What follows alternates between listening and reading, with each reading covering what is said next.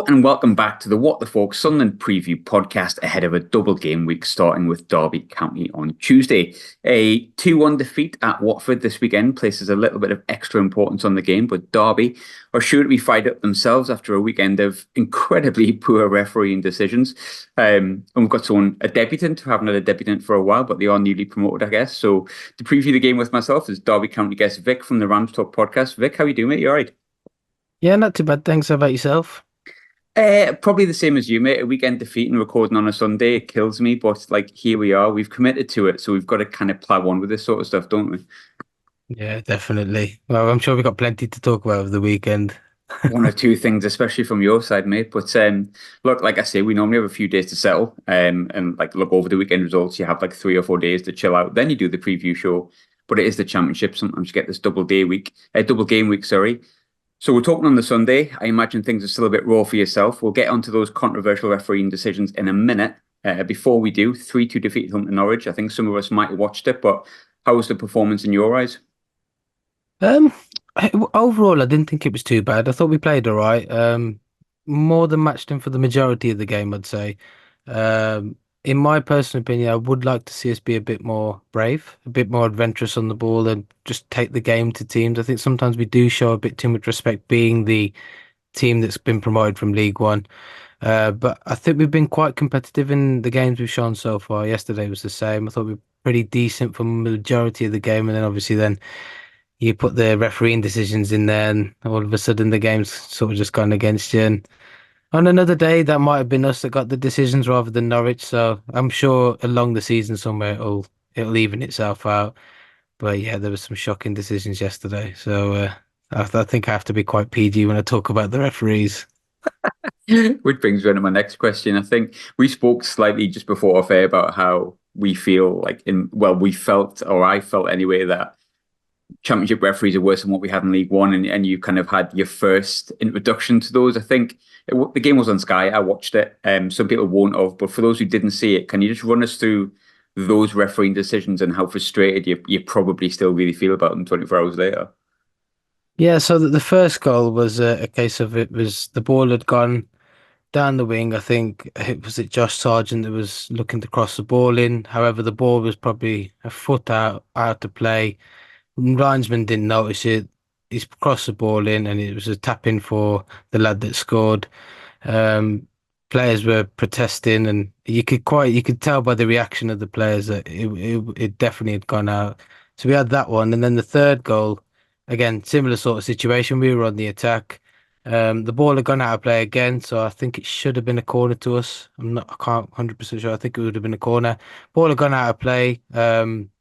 Linesman didn't notice it again. Norwich had gone on the counter attack. It was 3-on-1, and they've gone up and scored, and the lad's got his hat trick. So two very dubious decisions that had VAR maybe been involved, we might have got a different scenario. But I guess sometimes it's just that's football for you. I guess I mean you do get them decisions sometimes for you. And yesterday was just against us. But then I thought to myself, one mistake you can let go is a mistake, but when it's twice, it's unforgivable. You'd think that the standard of refereeing, especially at championship level, when they're looking to try and get promoted to the top tier, if that's the standard of officiating at this level, I don't think they'll last very long in the Premier League. And like you said off air, we talked about League One referees. I think in comparison, I think some of the League One referees were slightly better than the performance from that referee we saw yesterday, and the linesman included. They were particularly bad, yes. And I think touching those two Norwich goals, which obviously kill you because it changes the entire swing of the game, but you got like a consolation goal as it was at the end. And there was even debate about that. I think it's quite clear that your centre forward was probably blocking the eye line by about 4 yards of the goalkeeper. So technically, even your goal shouldn't have been given. Again, it's too late to make any real difference. But those three goals they were realistically shouldn't have been given in the cold light of day, should they really? No, I mean I agree. I think James Collins was probably offside when Blackett Taylor's shot come in, but like I said, sometimes it does even itself out. And unfortunately, if again it comes down to it's a shame really because I thought other than the referee performance, I thought it was actually a decent game of football between two evenly matched sides, in my opinion. I think Norwich will be up there this year, but we more than matched them for the majority of it. It's a shame that we have to talk about the refereeing decisions and Hmm. the mistakes they've made. But yeah, I guess in a way it did sort of even itself out. But Like on another day, I just think if we had competent referees and competent linesmen, I think you might have seen a much more flowing game and maybe more goals involved. Think it's easy for me looking from the opposite direction, watching the game. Obviously, it was before we kicked off, being the early kickoff. Like the first one, I wasn't in, and my fiance texted me like a photo of the first goal, and I thought no chance. And then I sat down, and it happened again, and I was like, oh, surely not. But like you say, there's not much you can do about it, really. But you are 13th at the moment. You know, it's largely thanks to your home form where you've won sort of 3 out of 4 games. But before I go into this season, I want to go back to last season a little bit. You know, you like ourselves, Portsmouth, Chef Wed, a few teams in this division. You've had a stint in League One, 2 seasons. Trust me, you don't want to do 4. It does age you quite a bit. So you know the horrors of it all a little bit.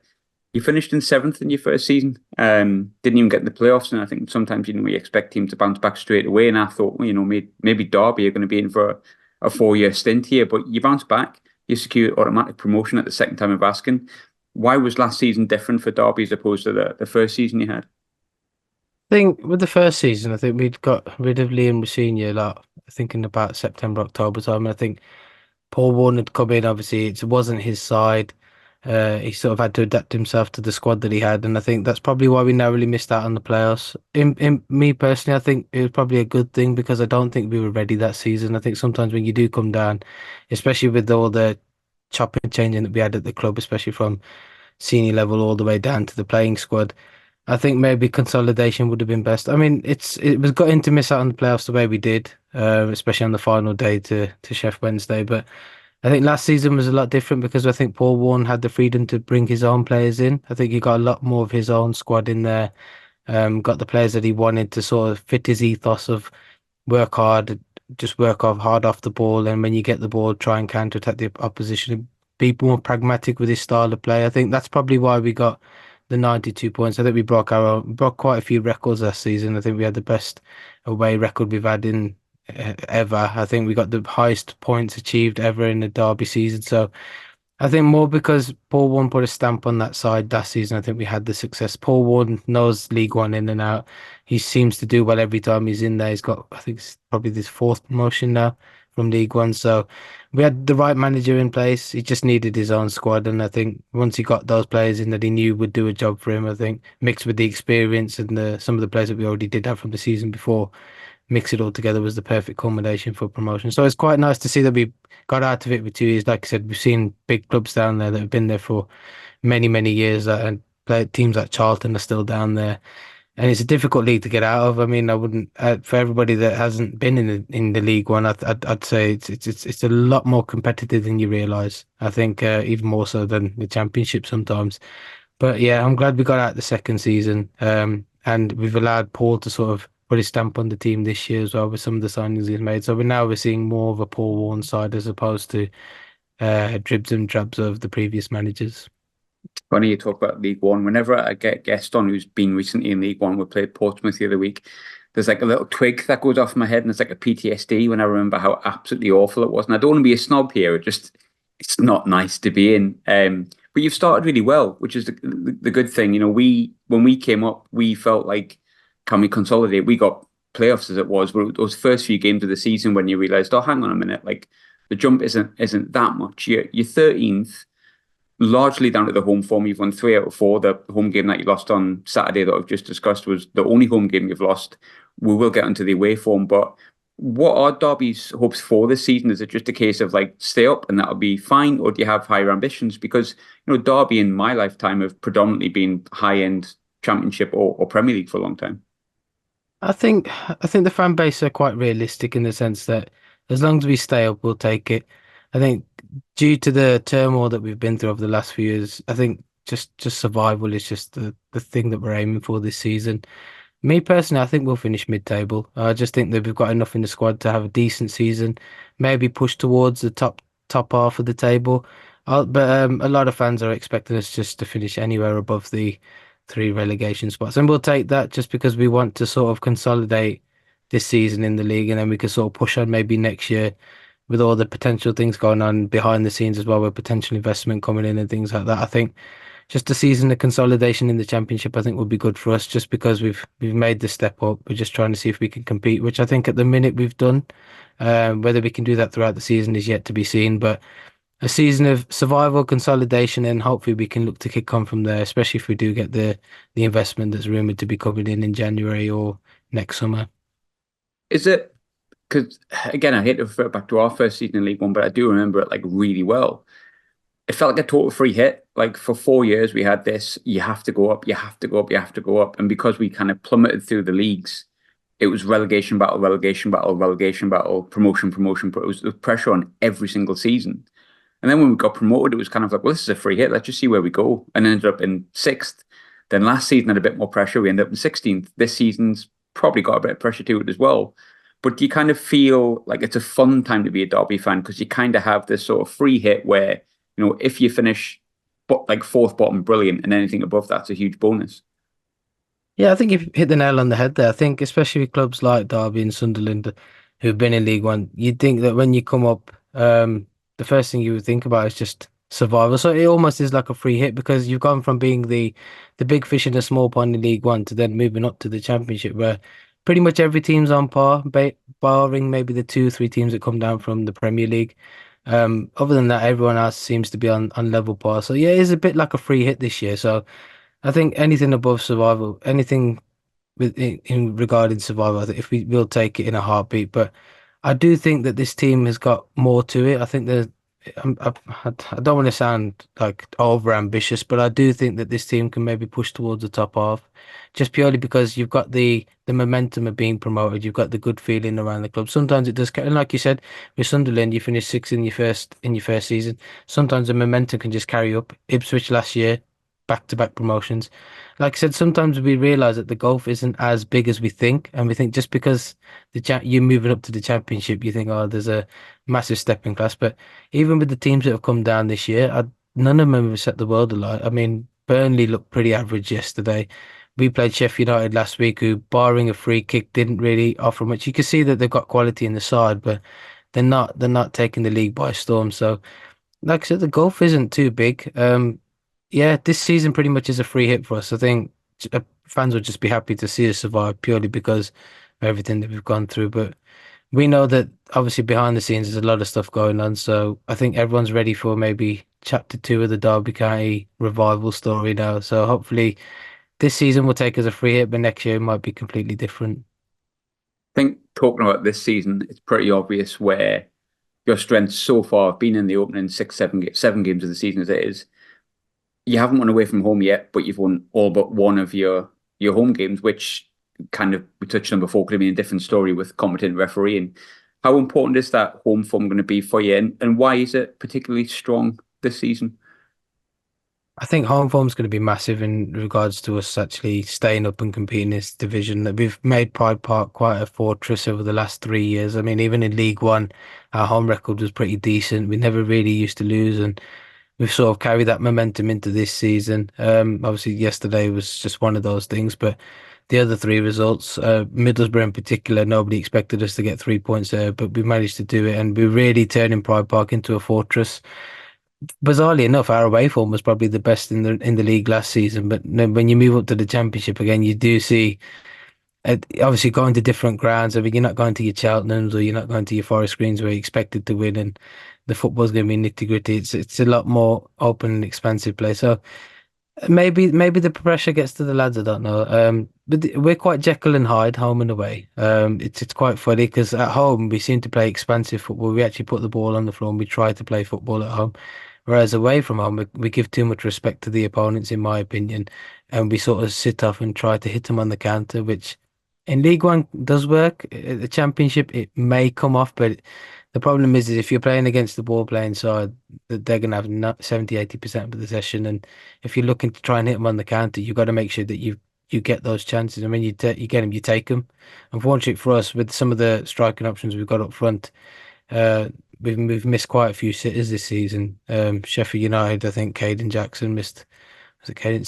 Someone missed a chance in the first minute. and you've got to take them, especially away from home. But home form is going to be key because I think you've got the home support as well. The Derby fans have really galvanised over the years, and we're getting 28, 29,000, which is pretty decent for us because we've got 30,000 seat stadium. So we've sort of made ourselves become the 12th Ram. And this home support, even the managers alluded to it, has been really strong. So I think it'll carry us through and win us some points this year. But the sooner we can fix that away from, the better.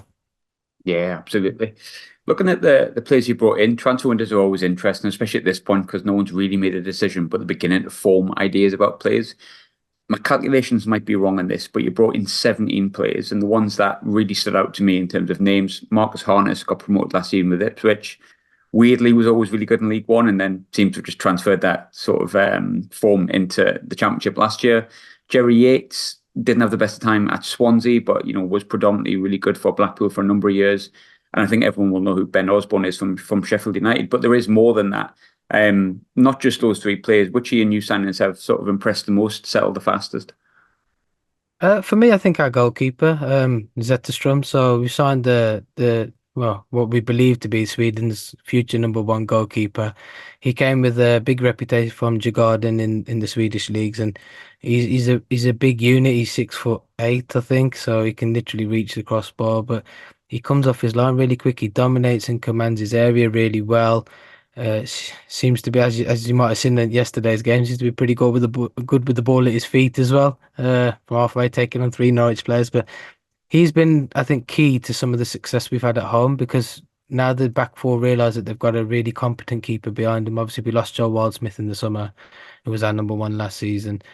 To bring in a keeper that, in my opinion, is better than what we had is a really ideal replacement. Zetterstrom really looks like a good player. I think he's going to be one of them players that we've invested in and maybe potentially sell him because I think he's that good. I think he'll make the step up maybe to a high-end championship, potentially Premier League side in the near future. So Zetterstrom's really impressed. But even our midfielder, Kenzo Hardmine, that we signed from AZ Alkmaar, playmaker, something we haven't been used to at Derby this in recent years. We've got a young lad who is not afraid to get on the ball, who's not afraid to work hard, and he can unlock defenses with his killer passes as well. I think he's really impressed this year. Other than that, I think our summer business this year was pretty good. We haven't spent a lot, but we've been quite savvy with our business, which is nice considering the Derby of past gone by used to spend 5, 6 million on players like Bradley Johnson and things like that. So it's nice to see that we've adapted this new model where we're going on stats rather than the player's name, similar to what Brighton and Brentford do, and it seems to have paid off for us at the moment with the few signings that we've made, especially from abroad. Looking at the book, stats don't always tell the full story. They can tell quite a bit, but don't tell the full story. But if you're looking at stats for the season, you've got the lowest average possession in the league at 38.5% per game. For what it's worth, people might go, God, that's terrible. We're third lowest at 44%. But you're also in the bottom of the league for possession won in the final third, which kind of indicates that in most games you're going to sit back, let teams have the ball, and maybe try and hit them on the counter. Because when you look at chances created, you're in the middle of the table. When you look at shots on goal, middle of the table. Goals scored, middle of the table. So you're certainly getting joy out of, or more joy than what it would seem from sitting back. You're getting chances still from the style of play you have. But how likely are you to come to Sunderland, sit back, maybe let us have the ball and try and hit us on the counter because of, our position in the league table, your position in the league table, your ambitions this season are probably a little bit different. I think the way Paul one likes to set up away from home, again, I've alluded to us giving too much respect to the opposition. I think he's definitely going to do that considering how well you started this season. I think we're going to look to sit back, maybe try and hit you on the counter. We'll probably play Jerry Yates up top on his own or in a front three, but he may become isolated, which is probably why we don't seem to win the ball in the final third as much. But we're quite solid defensively, so I think we are going to sit back. We're probably going to invite the pressure. We do have the pace to sort of maybe hit you on the counter, but away from home, it hasn't really been that successful as it has at home. So yeah, I think we're going to be more very, very much pragmatic in the way we're going to set up at Sunderland. And I think if we play our cards right, we might be able to get something out of the game. But the way we've normally been playing away from home, I just think we show way too much respect to the opponents. I don't think we'll take the game to you as such. unless we get to the dying embers where if it's still level and we know we've maybe got a chance with the pace we've got, we might decide to be a bit more open and expansive. But I think definitely we're going to be soaking up the pressure and trying to hit you guys on the counter. Looking at the game itself, like we've had a good start of the season, but I touched on it on the podcast yesterday. We've gone from winning 6 and 7 to suddenly we've lost sort of 2 and 3. Depends how we look at it. Half glass full, like, half glass and glass half empty. The last two we've lost away from home, but at the Stadium Mike we've been good. We've won three, scored six, conceded zero. Away from Pride Park, you've, as we said, won none, lost three, scored three, conceded seven. A fan is always the eternal optimist, no matter what the form, the stats, or anything says. But how are Derby fans sort of viewing a Tuesday night trip to Sunderland? Um, I think it's a mixed bag, really. I think the Mhm. one thing we do have with Paul Warne sides is the fact that but we're really good at bounce back ability. I think normally when we do have a defeat or two, we tend to bounce back quite quickly and maybe get something. I think we're desperate to get anything away from home at the minute. I think the sooner we get a point or maybe all three, the better for us because it does tend to become a habit. If you're losing four, five, six away games on the bounce, you start to dread actually going to away games. I think the way Sunderland have started, I think we'll be cautious. There might be slight optimism just purely because we do have bounce back ability, and I think if we want it enough, I think we'll give you a good game. A lot of fans will probably be hoping for a point, myself included, because we know it's a tough place to go on a Tuesday night. With the form you guys are, I know you've lost your last two, we've lost the last two, but I think both teams will have a point to prove, and they'll obviously want to go for the win to stop the mini rut as they call it. Because obviously the way the championship works is you go on these runs. If you go on 6, 7 wins, all of a sudden you're in the playoffs or you're challenging top two. If you go on 6, 7 defeats, all of a sudden you're looking over your shoulder at the relegation spot. So I think both teams will be eager to go out and try and get something. It's a long way, but I'm fairly confident we'll give you guys a decent enough game. Whether we take anything from it, we're not too sure. But I think as long as we put a performance in that the fans will be proud of, I don't think there'll be too many complaints. And then obviously, if we do get anything from it, it's a bonus. Before I go into the final two questions, I've probably ran too far ahead here. I did want to ask a little bit about Paul One because looking back to when he first went there, you'll know this better. Correct me if I'm wrong, but it was seen as a bit of a risk at the time because he was at Rotherham in the Championship, if I remember correctly, and he decided to drop down. And I don't think it was any secret the issues that were going on at Derby with the financial stuff, the points deduction, all the stuff that you've went through. So it's a bit of a risk because as much as Rotherham are, I hope Rotherham fans don't mind me saying this, a smaller club than Derby, in terms of ambition and history, I guess. It was still seen as a risk because Derby at that point were like one of the lowest steps that they've ever had. He's been there for quite a few years now, or he's had time there to be judged. He's got a promotion. He started the season fairly well, got you mid-table so far, and got your home form sorted. Is he? What kind of impression has he left on Derby fans? Because I know sometimes getting out of League One is like a big thing, but then there can still be frustrations because you were always expected to get out of League One in some ways. Is he doing what you'd expect, or is there still some underlying frustrations? And you said before about you wish you'd have a bit more of a go at team sometimes. Yeah, I mean, I think especially last season, I think when we actually went through a patch where I think we lost back-to-back games against Shrewsbury and Stevenage, and obviously we know Paul Warne's style of play doesn't. It's not very entertaining. It can be quite boring to watch sometimes, but in my opinion, pragmatic football is what you need to get out of League One. And I thought at the time that we appointed him, I thought it was the right appointment. I know I've spoken to the owner, and David Clowes is a very, very big fan of Paul Warne, and he just even off the pitch, I think if we look at Paul Warne as a person, he's probably one of the best managers I've ever seen at Derby in terms of what he does for the community, how he interacts with fans, how he is as a person. And when you meet him, you sort of feel to yourself, I've met someone genuine here, like a real person. Sometimes you get these, we've had managers like Frank Lampard, for example, and Wayne Rooney who weren't as interactive with the fans and maybe comes with their big personas, but Paul Warne's the total opposite of that. And I think that's why a lot of fans have sort of backed him and really got behind him because of his him. Like, he's very down to earth, he's very humble, and he's very in touch with the fan base. And I think that's really nice to see. Paul Warne has been a divisive character throughout his time at Derby, especially like when it comes to the League One season last year. Okay, we did get promoted, but there was times where the fan base did actually turn on him, and we had chance of Paul Warne, your football is you can guess what that word is. And it did get a bit toxic at times. I think probably because we were expected to get promoted and everything that comes with it. But he got the promotion. I think this season, like I said already, with Derby are looking at probably going for a free hit. And I think rather than getting on his back, even though the style of play isn't great, we know that we're all in this together.